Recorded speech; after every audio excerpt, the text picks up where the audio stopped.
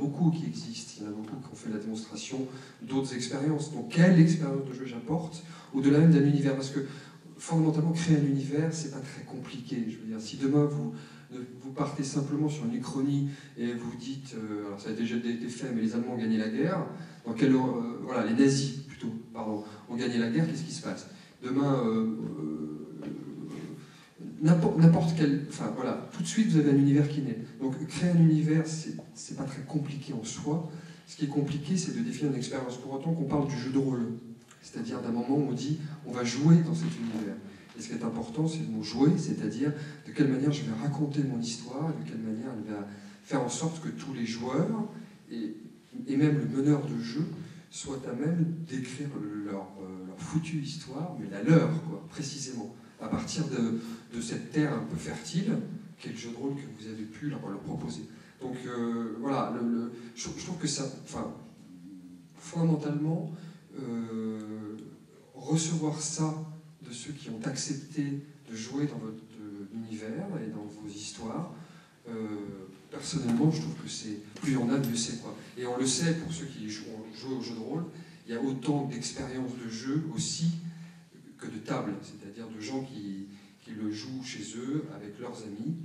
Et là encore, il y a une interprétation totale de ce que vous avez voulu raconter ou dire, et c'est cette interprétation-là qui est belle, parce que voilà, elle restitue aussi les imaginaires des participants, ceux qui sont pas de votre histoire.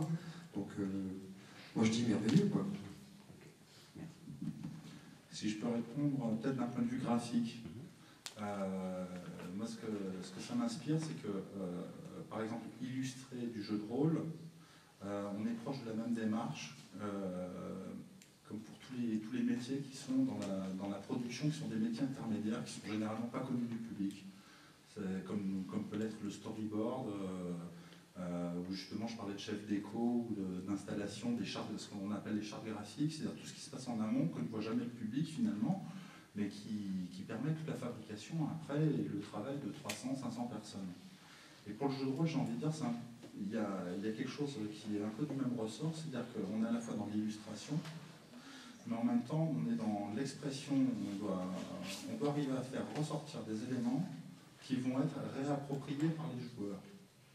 Et ça, c'est pas quelque chose que l'on va pouvoir inventer, mais par contre, on peut préparer l'image de telle façon à ce qu'elle soit lue dans ce sens-là. Alors, c'est assez difficile à expliquer. Une illustration va être l'illustration de... il a attrapé une bouteille parce qu'il voulait empoisonner son voisin. Voilà, ça sera l'illustration de ça. Mais l'illustration qui sera pour le jeu de rôle, ça va être de placer, par exemple, ce type d'image, mais au travers du chapitre des empoisonneurs à la cour. Et à ce moment-là, ça va prendre une autre dimension. Et là, ça va donner une matière à rêver qui va au-delà du dessin, au même titre que l'écriture amène quelque chose qui va être... on va se réapproprier l'écriture pour un jeu de rôle. Et c'est un peu la même chose. Et l'image qu'on peut faire sur peu doit aussi permettre ça. Voilà. Oui. Est-ce que vous avez noté les évolutions thématiques abordées depuis 20 ans dans le jeu de rôle, dans le jeu vidéo? Les thématiques, la philosophie, la façon de jouer, de mettre en scène. Je vais juste faire une petite aparté. Là, j'ai eu l'occasion, par exemple, de jouer à un jeu qui s'appelle Sens, écrit par un monsieur qui s'appelle Romaric Briand. Et là, on s'aperçoit qu'en ce moment, notamment dans le jeu de rôle, il y a une vraie volonté de créer des expériences, mais très très précises, et qui n'ont plus rien à voir avec ce qu'on a pu vivre des jeux de rôle, j'allais dire, épiques, ou même un appel de Cthulhu, des choses comme ça. C'est-à-dire des jeux qui sont presque des mises en abîme, et qui s'interrogent sur même ce que c'est que jouer un rôle. Vous parliez de philosophie, par exemple, c'est la démarche de Romaric Briand sur Sens, c'est d'interroger le jeu de rôle à travers la philosophie et vice-versa. Donc il essaie de vous faire jouer des émotions, par exemple, à travers le jeu. Un personnage ne se définit plus par des caractéristiques, mais par des phrases qui disent « je suis affecté par telle émotion », par exemple. Et ça relève de la poésie, et ça devient aussi assez enrichissant de ce point de vue-là. C'est-à-dire que moi, je pense que le jeu de rôle, aujourd'hui, évolue vers ça, beaucoup plus. Et c'est intéressant de ce point de vue-là, parce que disons que ça fragilise le grand édifice qu'on connaît, c'est-à-dire les grandes structures d'un jeu de rôle, qui va dire on pose un univers, on pose des règles. Et là, les gens essaient beaucoup, par exemple, de synthétiser règles et univers. C'est-à-dire que les deux ne font qu'un, et c'est aussi l'effort du jeu vidéo, c'est-à-dire un gameplay qui sert un univers. Et ben dans le jeu de rôle, on voit ça en ce moment beaucoup. C'est-à-dire à un moment, les règles doivent s'effacer et devenir suffisamment discrètes ou immersives pour qu'elles soient au service total d'un moment rôliste autour d'une table. Et on voit des choses, et c'est souvent des toutes petites maisons qui font ça, en termes d'expérience offerte autour d'une table, c'est très très innovateur et c'est très créatif. Et je pense que c'est très bien pour le jeu de rôle. C'est étonnant, enfin c'est amusant parce qu'avec Nico, là on bosse sur un jeu de rôle commun, on s'aperçoit que faire bouger les lignes dans le jeu de rôle, ça reste quand même très difficile. On a hérité de 20 ans quand même de jeux qui avaient des canons très précis. Donc, mais cette évolution-là, on la sent depuis quelques années et elle est très bonne. C'est plus une évolution vers l'intériorité. Beaucoup plus, et qui interroge même ce que ça veut dire d'écrire une histoire ensemble autour d'une table, etc. Alors, moi qui me méfie beaucoup de l'intellectualisation à outrance, ça ne me fait pas peur à compter du moment où vous voyez que dès lors que vous êtes autour de la table, il vous reste juste à écrire ensemble une histoire, parce que ça reste fondamentalement la même chose, quoi. Cela étant, on essaie un petit peu de comprendre ce que c'est que ce média-là aussi, l'interroger à travers d'autres choses. Et puis juste très brièvement aussi, moi aussi j'ai commencé à 11 ans le jeu de rôle. Voilà, on est tous à peu près à 40 et il y a aussi 30 ans de jeu. Voilà.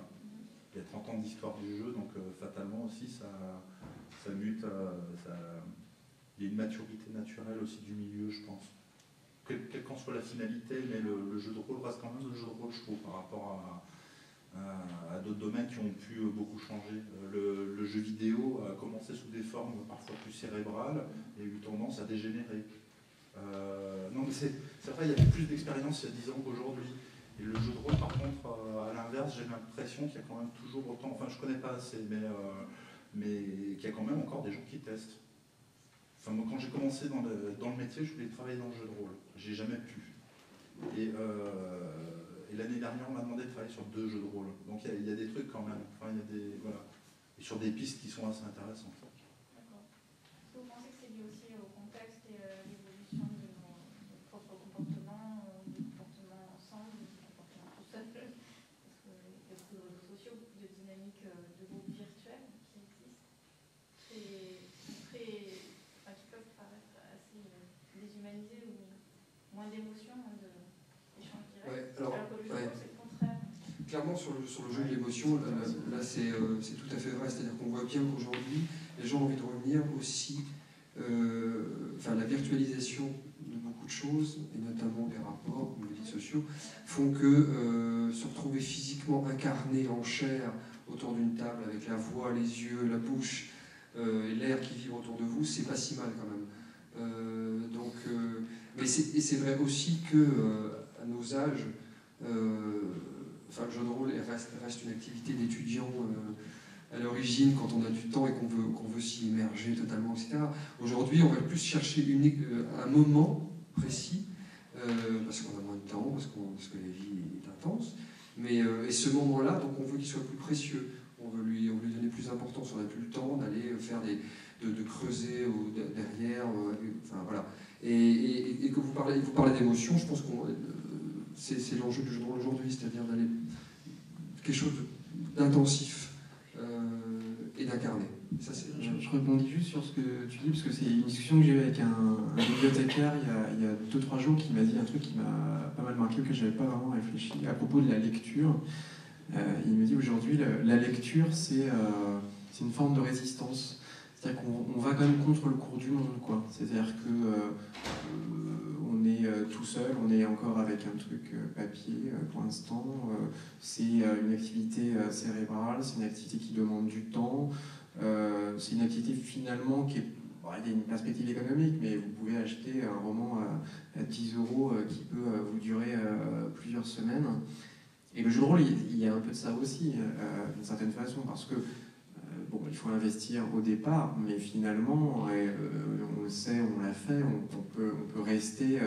voilà, vous allez acheter votre jeu 30 ou 40 euros, vous allez écrire les scénarios vous-même, et vous allez jouer et prendre du plaisir à plusieurs, gratuitement, pendant des mois ou des années, parce que c'est vous qui allez créer les trucs. Donc il y a un côté un peu libertaire là-dedans qui est complètement à contre-courant des logiques économiques qu'on a aujourd'hui.